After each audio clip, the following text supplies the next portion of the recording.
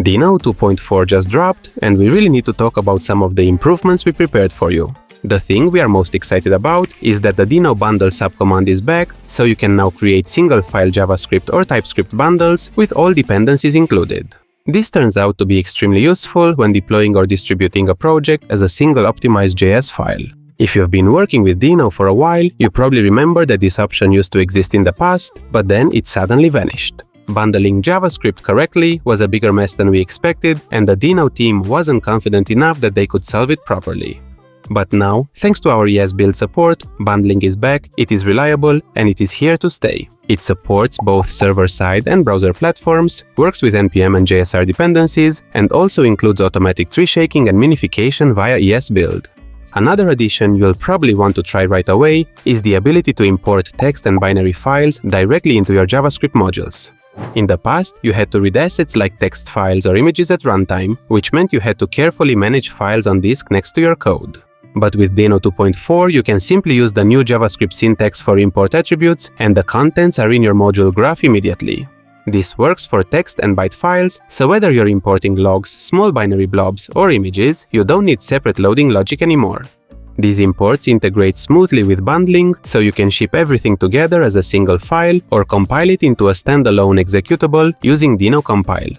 While the ability to import various file types has been around in other frameworks like Next.js for some time, it is important to note that these approaches are not spec-friendly and introduce unnecessary complexity via domain-specific languages and ahead-of-time compilers that modify the language. Deno uses the proposal for import attributes to avoid introducing future-breaking changes while also staying aligned with the official specification. Another big milestone is the completed OpenTelemetry integration, so you can now enable automatic logs, metrics, and traces with just a flag. Then, Deno will automatically associate logs with HTTP requests, making it much easier to debug and observe what's happening in your application, both locally and when running on Deno deploy. Another improvement that simplifies project setup is the new preload flag. This lets you specify a script that will run before your main application, giving you a place to modify globals, set up configurations, or load dependencies in a clean way. This is especially useful if you're building your own platform or need to customize runtime behavior without cluttering your main application logic.